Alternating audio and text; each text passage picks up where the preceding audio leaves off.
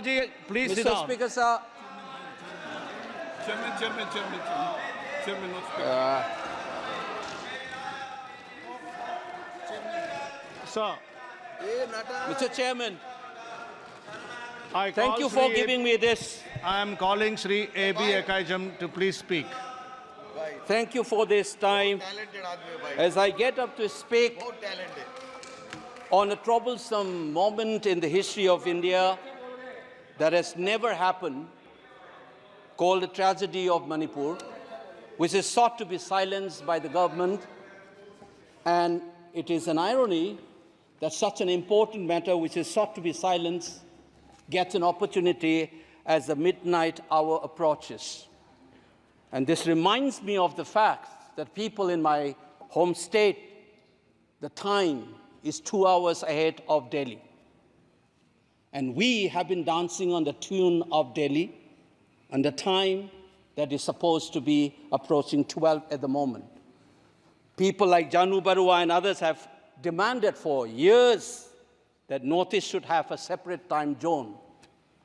Only then you will be able to live with dignity and a sense of well-being. The kind of priority that I can sense is this moment that I get a chance to speak.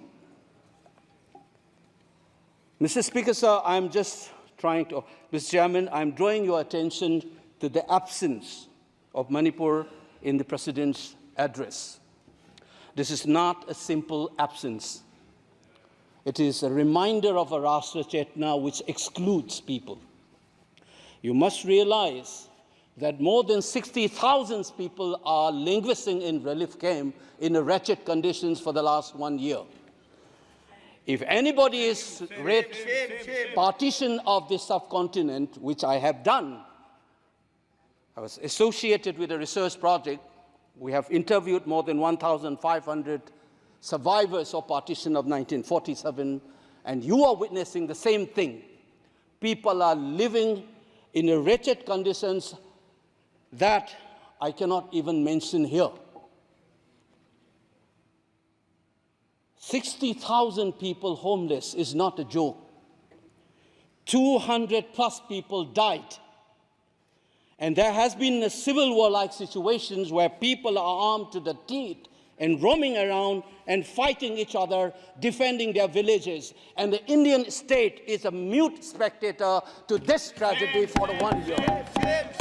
I must remind this House that each and every square centimeter of Manipur is covered by a central armed forces.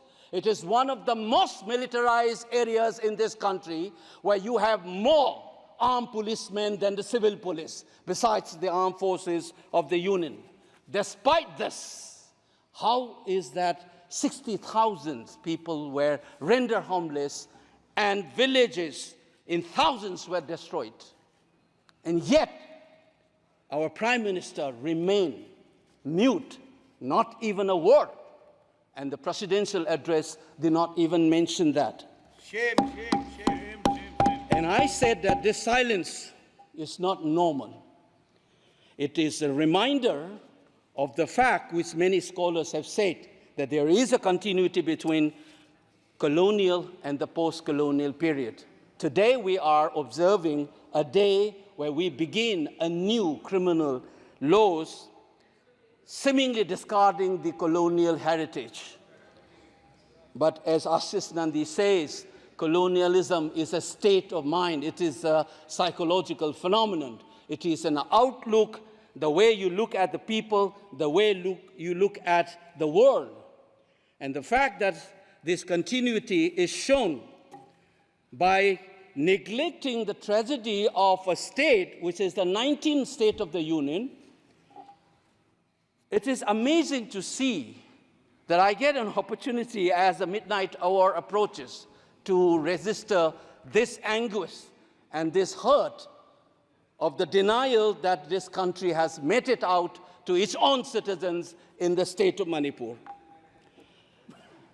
I must ask these questions to the House. Is this silence communicating to the people of the Northeast, and Manipur in particular, that you don't matter in the Indian state scheme of things? Major Laisam Jotin, who was awarded Ashok Chakra while grappling with suicide bomber, was a Manipuri, who was awarded Ashok Chakra. You are dishonoring his own state. Major Angomcha Bimol, who was awarded Veer Chakra while fighting for this country and doing his duty as a part of the peacekeeping force in Sri Lanka in 1987. You are dishonoring this man. You are dishonoring the likes of the youths who hold the tricolor in international platforms. The likes of Mary Kom, Sarita Kunjarani, and Mirabai Chanu. You are saying that you don't matter in this country. Your state doesn't matter in this country. You are also saying that the likes of Ratan Tiam, the icon of the culture of this country, Harivam Sham Sarma, don't matter in this country. If you have an iota of concern for this state, there would not have been a silence. There would not have been a silence in this house, nor in the presidential address. This must be registered. Please raise your point of order. If you wanted to doubt the nationality and the nationalism of the people of that state, you must realize that these people have fought for the country. These people have brought Lural to this country. Please remember this. And that is what the silence means. 1 second. And I am telling you this. Mary Kom को हमने member of parliament बनाया, Bharatiya Janata party ने member of parliament बनाया। हमने कैसे नहीं इज्जत दी मणिपुर को स्पोर्ट्स यूनिवर्सिटी दिया। और आपसा जो है, मैं एक ऐसा आदमी हूं कि मेरे मामा को मणिपुर में गोली लगी, वो सीआरपीएफ के डीआईजी थे, इनको शहीद नहीं पता है। और 1956 में पहला आपसा मणिपुर में लगा, और 1956 से आज तक कांग्रेस के कारण मणिपुर की यह स्थिति है। 5 years after independence, can you negate this fact? We are talking about the inclusion of the Northeast history after 75 years. That's a classic exclusion. India was an anthropological subject, not a historical subject in the eyes of the colonial forces. And today, the Northeast remains outside of the history of the Indian history textbook. That is why you treat them as the other. And that's the silence. And the silence on the Manipur tragedy is not unique. It is a reflection of this general continuity of the colonial in the post-colonial. It is sad to see a nationalist party like the BJP will feel comfortable with this silence on the tragedy of Manipur. Keep your hands on your heart and think about the 60,000 people who are linguistic in relief camps. And those mothers, those widows, think of them. And then you talk about nationalism. Point is made. He made Only his point. then we will understand what this tragedy means. And Mr. Chairman, the hurt, the anger has thrown a nobody like me to be part of this temple of democracy. Beating the BJP cabinet minister, think about the pain. If you hear an anxiety, anguish, and a pain in my voice, please go back and see those 60,000 people linguisting in the relief camp. Don't talk about partition remembrance till you bring that. I would keep quiet the moment the Prime Minister opened his mouth and the Nationalist Party says that Manipur is part of India and we care for the people of that state.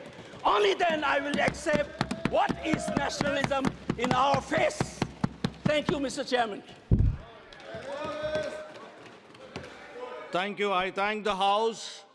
The House stands adjourned to meet on Tuesday, the 2nd July 2024 at 11 a.m.